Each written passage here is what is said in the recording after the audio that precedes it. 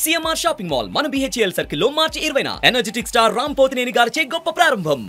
మీరు రాజీనామా చేయమనడం ఏంటి, నేనే రాజీనామా చేసే టైం వచ్చింది.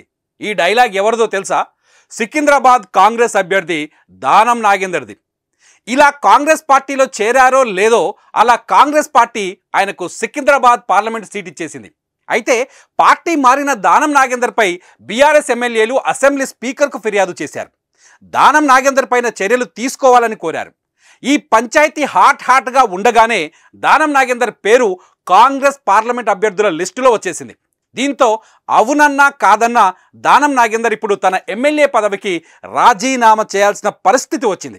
అయితే లోక్సభ ఎన్నికలకు ముందు ఎమ్మెల్యే పదవికి రాజీనామా చేస్తారా, లేదంటే ఎన్నికల తరువాత రాజీనామా చేస్తారా అన్నది ఇక్కడ ఆసక్తికరంగా మారింది.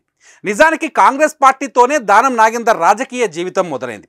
1994లో తొలిసారి ఆసిఫ్ నగర్ అసెంబ్లీ నియోజకవర్గం నుంచి అసెంబ్లీకి ఎన్నికయ్యారు. ఆ తర్వాత 1999, 2004లో వరుసగా విజయం సాధించారు. అక్కడ మంచి మాస్ లీడర్గా దానం నాగేందర్కు గుర్తింపు ఉంది. కాకపోతే 2004లో ఓ విచిత్రం జరిగింది. ఎన్నికలకు ముందు కాంగ్రెస్ టికెట్ దక్కకపోవడంతో రాత్రికి రాత్రే వెళ్ళి టీడీపీ టికెట్ తెచ్చుకున్నారు దానం నాగేందర్. ఎన్నికల్లో పోటీ చేసి గెలిచారు. కానీ 2004లో వైఎస్ ప్రభుత్వం అధికారంలోకి వచ్చింది. దీంతో మళ్ళీ ఎమ్మెల్యే పదవికి రాజీనామా చేసి ఉప ఎన్నికకు వెళ్ళారు. కాకపోతే ఉప ఎన్నికలో ఓడిపోయారు దానం నాగేందర్. డీలిమిటేషన్ తర్వాత 2009లో కాంగ్రెస్ పార్టీ తరఫున ఖైరతాబాద్ అసెంబ్లీ నియోజకవర్గం నుంచి గెలిచి మంత్రి అయ్యారు వైఎస్ ప్రభుత్వంలో.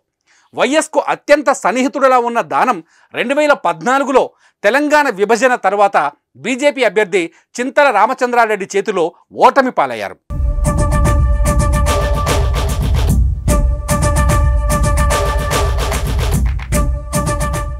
కాంగ్రెస్ పార్టీలో కొంతకాలం కొనసాగిన 2018లో బీఆర్ఎస్లోకి వచ్చిన దానం నాగేందర్ మళ్ళీ ఖైరతాబాద్ శాసనసభ నుంచి గెలిచారు. అయితే మంత్రి పదవి వస్తుందని దానం ఆశపడ్డా అది జరగలేదు. దీంతో దానం కొంతకాలంగా బీఆర్ఎస్లో అసంతృప్తిగానే ఉన్నారు.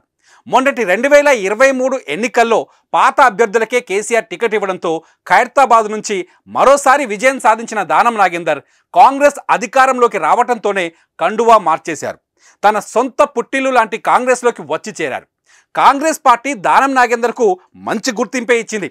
దానం నాగేందర్ను డిస్క్వాలిఫై చేయాలని బీఆర్ఎస్ ఎమ్మెల్యేలు అసెంబ్లీ స్పీకర్కు ఫిర్యాదు చేసిన తరుణంలో అతనికి సికింద్రాబాద్ ఎంపీ టికెట్ ఇవ్వడంతో దానం మళ్ళీ కాంగ్రెస్లో తన సత్తా చాటినట్టయింది. సికింద్రాబాద్ పార్లమెంట్ నియోజకవర్గానికి సరైన కాంగ్రెస్ అభ్యర్థి ఎవరా అని ఇన్నాళ్ళు జనం ఆలోచించారు. కేంద్ర మంత్రి కిషన్ రెడ్డి ఇక్కడి నుంచి ప్రాతినిధ్యం వహిస్తున్నారు. అయితే ఈసారి దానం నాగేందర్ను ఎన్నికల బరిలోకి దించడంతో దానం వర్సెస్ కిషన్ రెడ్డి అన్నట్టయింది ఇక్కడ పరిస్థితి.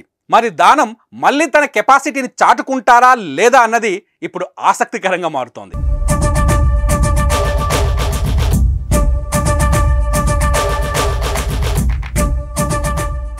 సుమన్ టీవీలో మీ పర్సనల్ అండ్ బిజినెస్ ప్రమోషన్స్ కోసం కింది నెంబర్కి కాంటాక్ట్ చేయండి.